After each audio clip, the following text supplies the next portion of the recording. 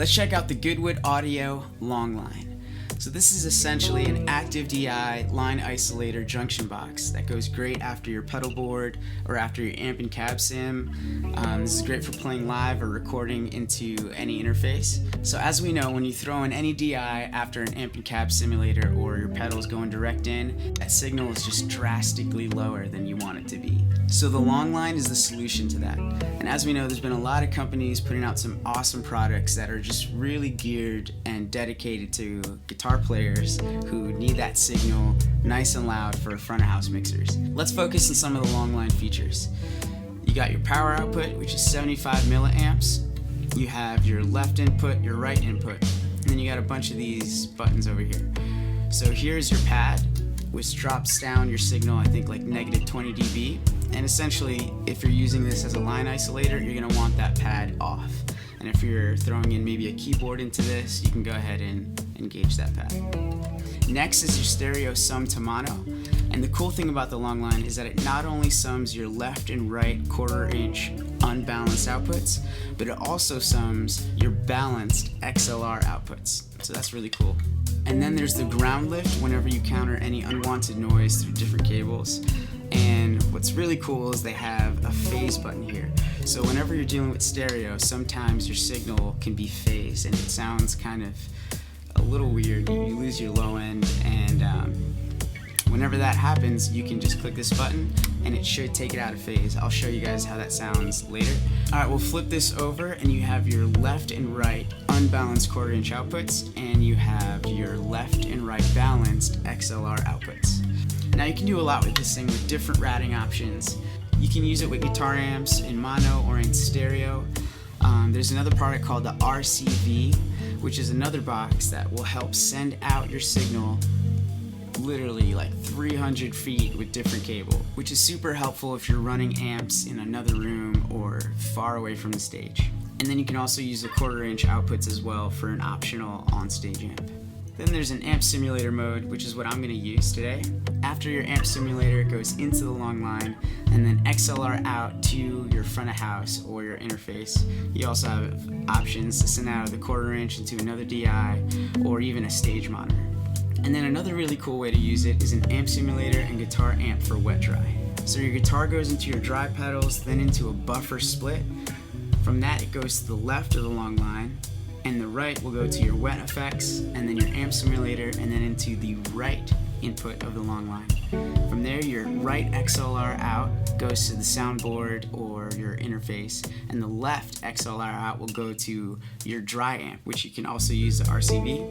Then you can use the 1/4 inch outputs to send to another DI or to your dry amp. Now inside the long line, you also have some switches that affect that stereo sum. So you can sum it in different ways. I'll show you. Here you have the stereo sum, which is what the long line comes with.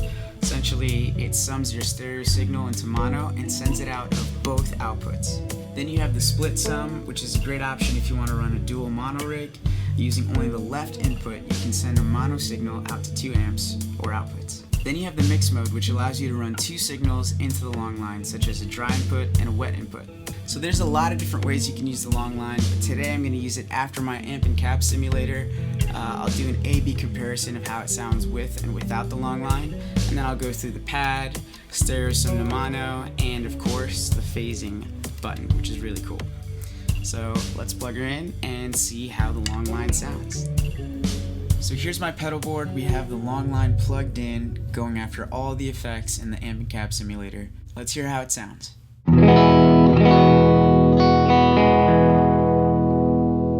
Let's throw in some more drive so you can hear the quality.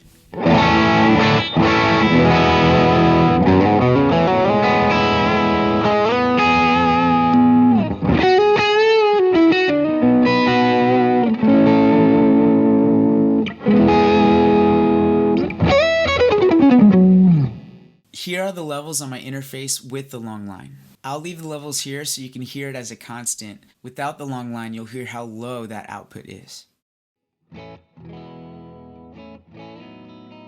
Now I can compensate the volume with my preamp, but you'll see how much more I'll have to bring up my volume.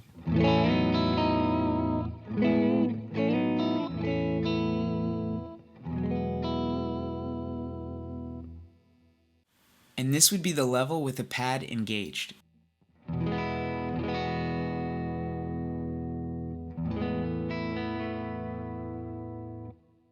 It's a huge difference.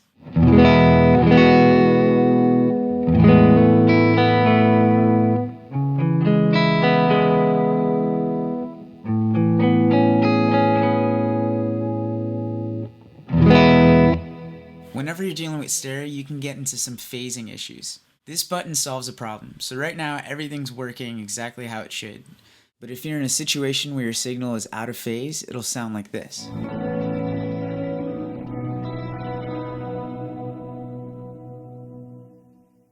And then to fix it, just press a switch.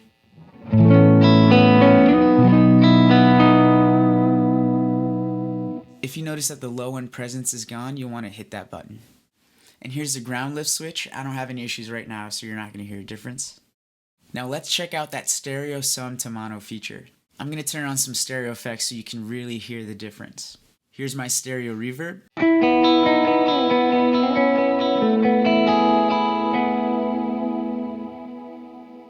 My stereo delay.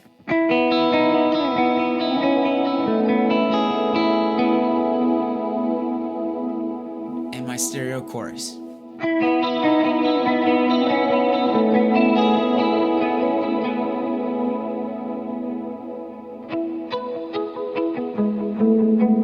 Now let's sum that to mono.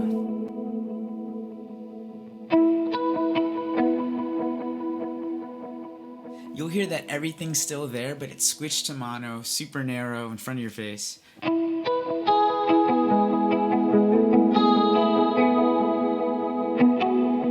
that's pretty much it. The Goodwood Audio Long Line.